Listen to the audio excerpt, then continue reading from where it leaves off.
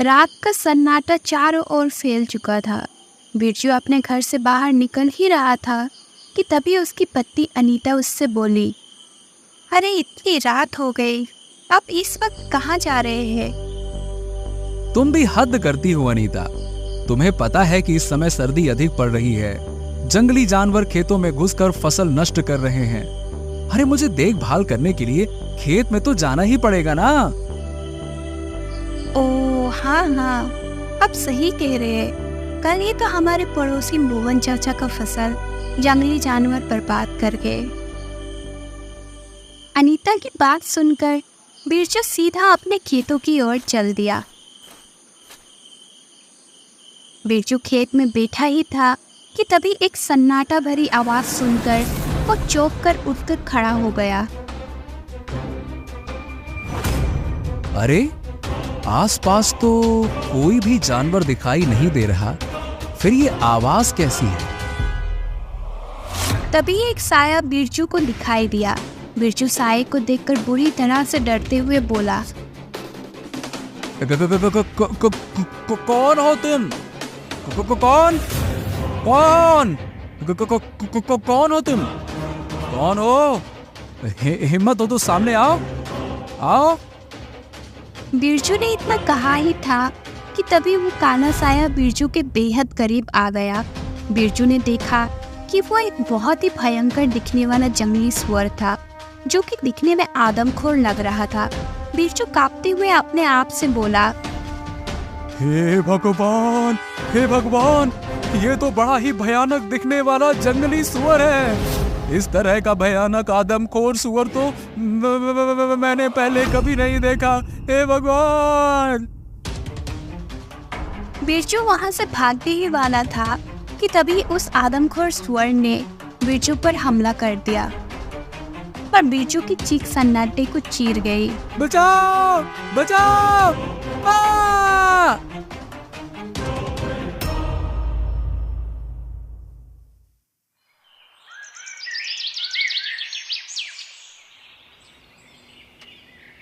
राजा आदित्य अपने मंत्री चरण सिंह के साथ अपने महल में बैठा हुआ था। मंत्री चरण सिंह, मुझे लगता है कि हमें केवल महल में बैठकर ही राज्य की स्थिति का आकलन नहीं करना चाहिए। हमें स्वयं प्रजा के बीच जाकर उनका हालचाल लेना चाहिए। इससे न केवल हमें उनकी समस्याओं का पता चलेगा, बल्कि उन्हें यह भी महसूस होगा कि हम उनकी भलाई के लिए हमेशा तत्पर हैं। महाराज, आपने बिल्कुल सही कहा। प्रजा की वास्तविक स्थिति और उनके विचारों को समझने का सबसे अच्छा तरीका यही है कि हम सीधे उनके बीच जाएं। इससे हमें उनकी उम्मीदों और आवश्यकताओं की सटीक जानकारी मिलेगी। तभी वहां पर राजा आदित्य का एक गुप्तचर आकर खड़ा हो गया। राजा आदित्य उसकी ओर देखकर बोला, बताओ, क्या सूचना लाए हो गुप्तचर? महाराज, सूचना तो लाया हूँ, मगर सूचना आपके लिए अच्छी नहीं है। गुप्तचर की बात सुनकर राजा आदित्य चौंकता हुआ बोला, तुम कहना क्या चाहते हो? महाराज, आपके आदेश के अनुसार कल रात मैं भैंस बदलकर राज्य में टहल रहा था। टहलने के दौरान मैंने कुछ लोगों की बातचीत सुनी, जिसे सुनकर मैं बुरी तरह चौंक पड़ा। ऐसा क्या सुन लिया तुमने? महाराज, कुछ किसान आपस में बात कर रहे थे, राज्य में किसी भूत प्रेत का साया है। मैं कुछ समझा नहीं, साफ साफ बताओ, कल रात क्या सुना तुमने? महाराज, किसानों में डर फैला हुआ है। वो बोल रहे थे कि कुछ किसान रात के समय अपने खेत की रखवाली करने के लिए गए, मगर वो कभी वापस नहीं आए। महाराज, डर के कारण अब तो दूसरे किसानों की पत्नियों ने भी किसानों को खेत में भेजने से भी इनकार कर दिया है। अगर ऐसा ही हाल चलता रहा तो फिर हमारे राज्य में खेती रुक जाएगी, और महाराज, अगर खेती ही रुक जाएगी तो फिर राज्य पर इसका कितना बुरा असर पड़ेगा, ये आप भली बात ही जानते हैं। इतना कहकर गुप्तचर बाहर चला गया। गुप्तचर के जाते ही राजा आदित्य के चेहरे पर गंभीरता के भाव झलकने लगे। वो मंत्री चरण सिंह की ओर देखकर बोला, मंत्री चरण सिंह, सूचना वाकई बहुत ही गंभीर है। मुझे लगता है कि हमें इस बात की तह तक जाना चाहिए। अगर ऐसा ही चलता रहा तो फिर हमारे राज्य में फिर से एक और बार भूखमरी फैल जाएगी। आप बिल्कुल सही कह रहे हैं महाराज। अगर ये बात सच है तो हमें जल्द से जल्द इस पर ध्यान देना होगा। हाँ बिल्कुल, और मैं चाहता हूं कि आप स्वयं जाकर खेतों में नजर रखें और जो कुछ भी गलत घटित होते हुए आपको दिखे तुरंत मुझे सूचित करिएगा। ठीक है? ठीक है महाराज, जैसी आपकी आज्ञा। मैं आज रात स्वयं भेष बदलकर नजर रखूंगा।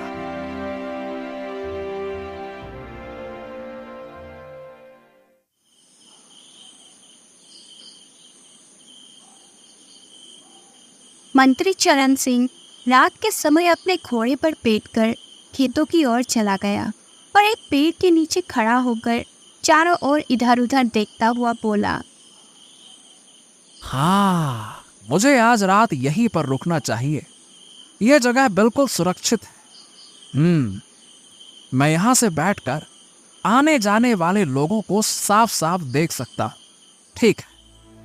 मंत्री चरण सिंह ने इतना कहा ही था कि तभी उसकी नजर अपने से थोड़ी दूर एक काले साए पर पड़ी। उस साए को देखकर मंत्री चरण सिंह बुरी तरह से चौंक पड़ा। अगले ही पल वो काला साया मंत्री चरण सिंह के बेहद करीब आ गया। मंत्री चरण सिंह ने देखा कि एक आदमी जो कि एक जंगली स्वर में परिवर्तित हो रहा था, जिसके शकल बहुत ही भयंकर और खूंखार था। मंत्री चरण सिंह कांपते हुए उस स्वर की ओर गौर से देखने लगा। अचानक उसके दिमाग में एक तेज धमाका हुआ और वो चीखते हुए बोला, हाँ, ऐसा नहीं हो सकता। नहीं नहीं नहीं।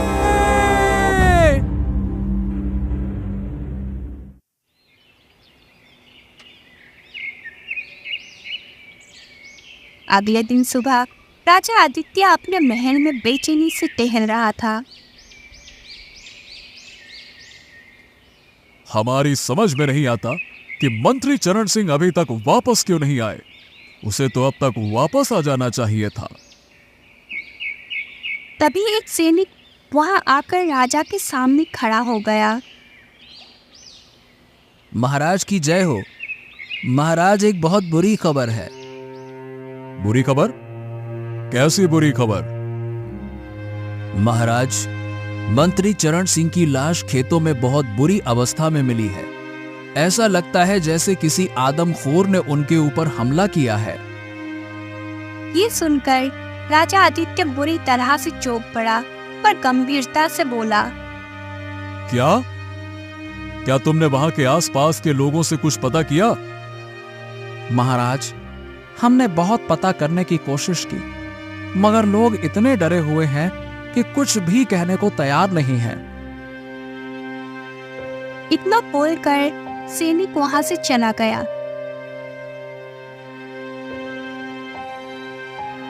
मंत्री चरण सिंह की हत्या के बाद प्रजा में दहशत का माहौल कायम हो गया।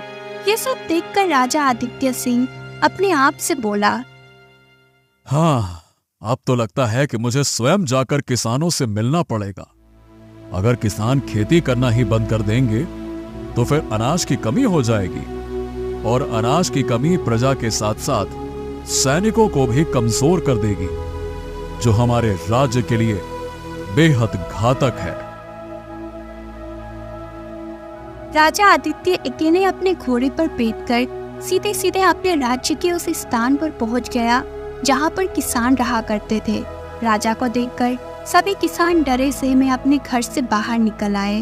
राजा आदित्य उनकी ओर देखकर बोला, मेरे सैनिक यहां पर कई बार आए और तुमसे पता करने की कोशिश की, लेकिन तुम में से कोई भी कुछ बोलने के लिए तैयार ही नहीं है।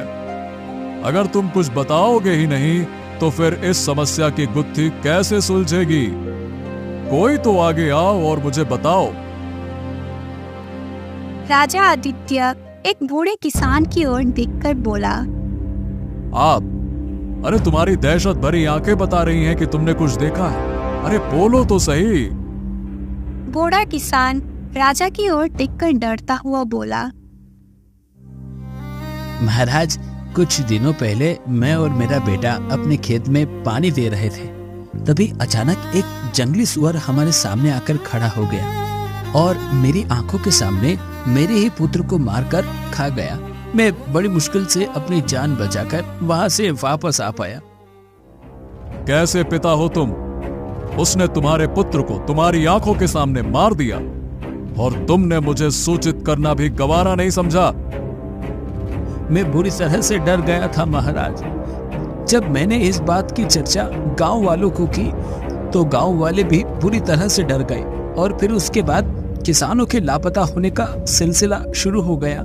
मैं जानता हूं महाराज कि कोई आदमखोर सुअर ही है जो किसानों की हत्या कर रहा है और उसी ने मंत्री चरण सिंह की हत्या की है। मैं इन भूत प्रेत आदमखोर वादमखोर किसी को नहीं मानता। मेरा मानना है कि जरूर मेरे कोई शत्रु राज्य का दुश्मन कुछ जंगली सुअर खेतों में छोड़कर प्रजा में भय कायम करने के लिए यह सब कुछ कर रहा है और मैं उस तक पहुंच कर रहूंगा। यह मेरा आप लोगों से वादा है।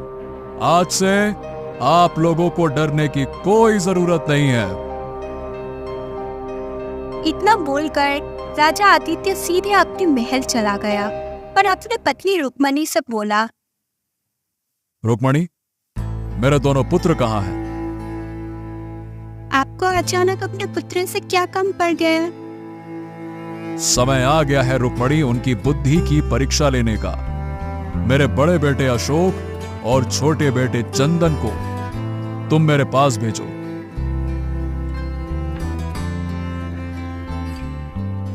अशोक और चंदन राज्य के दरबार में राजा आदित्य के सामने खड़े थे।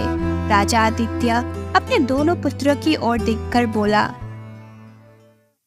समय आ गया है कि तुम दोनों की परीक्षा ली जाए। तुम तो सब जानते ही होगे कि इस समय राज्य में क्या चल रहा है। जी पिताजी, हमें पता है कि इस समय राज्य में किसी आदमखोर सुअर का खौफ फैला हुआ है। तो फिर तुम इस बारे में क्या सोचते हो, बताओ। मेरा मानना है पिताजी कि यह जरूर हमारे शत्रु देश के किसी राजा का काम है जो हमारी प्रजा में खौफ कायम करके हमें कमजोर करना चाहता है और हमारा राज्य हथियाना चाहता है। तुम में तो वाकई बुद्धि है राजकुमार अशोक। राजा आदित्य अपने छोटे बेटे चंदन से बोला, तुम बताओ, तुम इस बारे में क्या सोचते हो? पिताजी, मैंने प्रजा के बहुत से लोगों से पता किया है। सभी लोगों ने आदमखोर जंगली सुअर को देखने का दावा किया और मुझे लगता है कि कोई भी राजा प्रजा में डर फैलाने के लिए इस तरह की बचकानी हरकत तो नहीं कर सकता। हो सकता है कि प्रजा की बातों में कोई सच्चाई हो। मुझे लगता है कि हमें कोई किसी साधु से मिलना चाहिए। चंदन की बात सुनकर उसका बड़ा भाई हंसते हुए अपने पिता की ओर देखकर बोला, पिताजी, मुझे लगता है कि चंदन अभी भी छोटा ही है।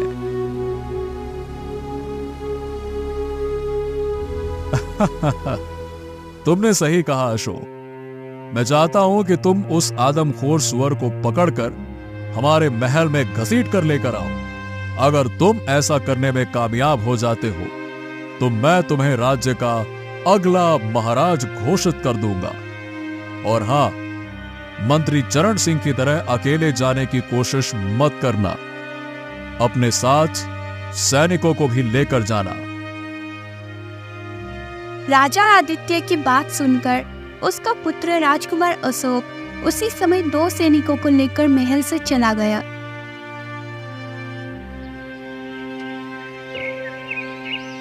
अगले दिन राजा आदित्य अपने महल के दरबार में बैठा ही था कि तभी एक सैनिक दौड़ता हुआ जाकर राजा आदित्य की ओर देखकर बोला,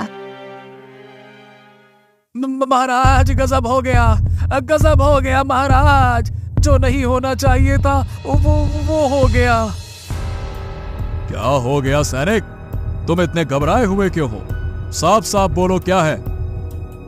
महाराज, राजकुमार अशोक और 2 सैनिकों की बड़ी ही बुरी अवस्था में लाशें खेत में मिली है महाराज। गजब हो गया महाराज, गजब हो गया। ये सुनकर राजा आदित्य अंदर तक हिल गया और कांपते हुए अपने आप से बोला, क्या? क्या? राजकुमार अशोक की हत्या हो गई? इसका मतलब मेरा छोटा बेटा चंदन सही कह रहा था। राजकुमार अशोक जिन 2 सैनिकों को लेकर गया था, वो तो बड़े ही शूरवीर सैनिक थे। उन्हें तो हराना पूरी की पूरी आधी सेना के बस का भी काम नहीं था। ये क्या हो गया? ये क्या हो गया? तभी महल में बैठा हुआ एक व्यक्ति राजा आदित्य की ओर देखकर बोला, महाराज, हमारे राज्य के जंगल में एक बूढ़े साधु रहते हैं जो हमेशा तपस्या में लीन रहते हैं। मुझे लगता है कि आपको इसी समय उनसे मदद मांगने के लिए जाना चाहिए। राजकुमार अशोक की हत्या आपके परिवार के लिए शुभ संकेत नहीं है। उस व्यक्ति की बात सुनकर राजा आदित्य तुरंत उसी समय अपने घोड़े पर बैठकर जंगल की ओर रवाना हो गया। कुछ ही देर में राजा आदित्य एक घने पेड़ के सामने खड़ा हुआ था।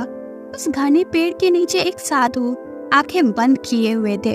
अचानक वो साधु आंखें खोलकर राजा आदित्य की ओर देखकर बोले, क्या बात है राजन, आज आपको महल से हटकर जंगल की याद कैसे आ गई? राजा आदित्य सारी घटना बताते हुए उस साधु से बोला, मेरी मदद कीजिए साधु महाराज, प्रजा में दहशत का राज कायम है। और तो और मेरा बेटा राजकुमार अशोक भी कुछ आदमखोर सुअर के हाथों मारा गया।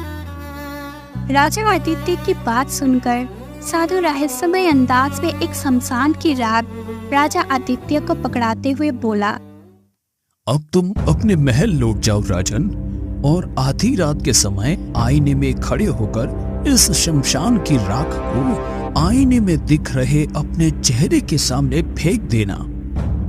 सच्चाई तुम्हें स्वयं ही दिख जाएगी। राजा आदित्य शमशान की राख लेकर अपने महल चला आया और आधी रात होने का इंतजार करने लगा। जैसे ही आधी रात का समय हुआ, राजा आदित्य आईने के सामने खड़ा हो गया, पर उसने शमशान की राख आईने के सामने फेंक दी। अगले ही पल आईने में दिख रहा राजा आदित्य का चेहरा बेहद भयानक हो गया और कुछ ही देर में एक जंगली स्वर में परिवर्तित हो गया। ये देखकर राजा आदित्य डरते हुए आईने में दिख रहा अपना भयानक चेहरे से बोला, ये मेरे साथ क्या हो गया? मैं जंगली सुअर में कैसे बदल गया? ये क्या हो रहा है मेरे साथ? तभी आईने के अंदर दिख रहा राजा आदित्य का भयानक रूप हंसते हुए बोला,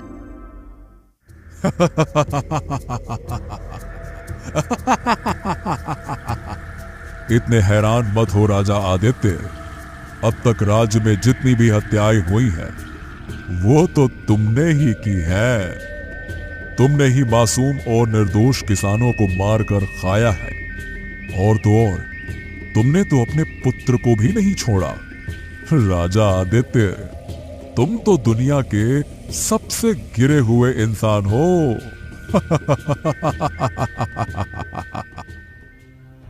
ये सुनकर राजा आदित्य बुरी तरह से घबरा गया और आधी रात के समय ही अपने घोड़े पर बैठकर सीधा उस साधु के पास आकर बोला, साधु महाराज, ये क्या रहस्य है? आईने के अंदर तो मेरा ही चेहरा है जो कि एक भयानक जंगली सुअर में परिवर्तित हो गया। ये सब क्या हो रहा है? इतना चौंकने चुकाने की आवश्यकता नहीं है महाराज। आईने के अंदर आपके ही भयानक रूप ने आपको जो बताया वो सत्य है। जानते हैं महाराज, जब आप अपने भयानक रूप में बदलते हुए मंत्री चरण सिंह के सामने आए तो वो आपको देखकर पहचान गया था, मगर वो बेचारा नहीं जानता था कि वो अगले दिन आपको बताने के लिए जीवित ही नहीं रहेगा। आप उसे ही मारकर खा गए। आप ही वो आदमखोर जंगली सुअर हो जिसने अपनी प्रजा में डर का माहौल कायम कर रखा है। ये झूठ है साधु महाराज। अगर ऐसा है तो फिर मैं आपके पास मदद मांगने के लिए क्यों आता? साधु बहुत ही रहस्यमय अंदाज में राजा आदित्य की ओर देखकर बोला, ये सत्य है महाराज। जब आप रात के समय एक आदमखोर सुअर में परिवर्तित हो जाते हैं तो फिर आपको कुछ भी याद नहीं रहता। आप अपनी प्रजा का खून पीकर अपने महल वापस लौटकर अपने कक्ष में आ जाते हैं। तब आप अपने असली रूप में आकर बेहोश हो जाते हैं और सुबह आपको कुछ भी याद नहीं रहता।